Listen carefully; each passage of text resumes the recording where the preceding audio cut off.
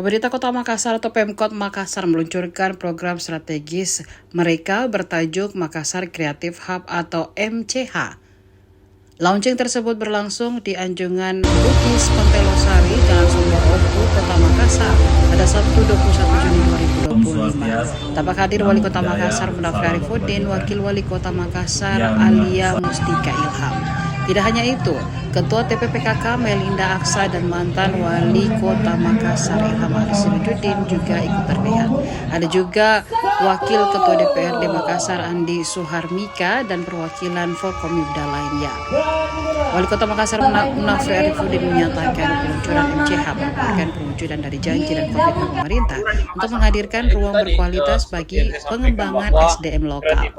Ia mengaku hadirnya Makassar Creative Hub merupakan hasil dari proses diskusi panjang untuk merumuskan konsep peningkatan kapasitas generasi muda Makassar.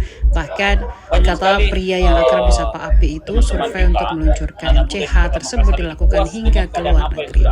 Padahal teman-teman kita, anak-anak muda di Kota Makassar ini puas dengan keadaan apa yang sudah ada.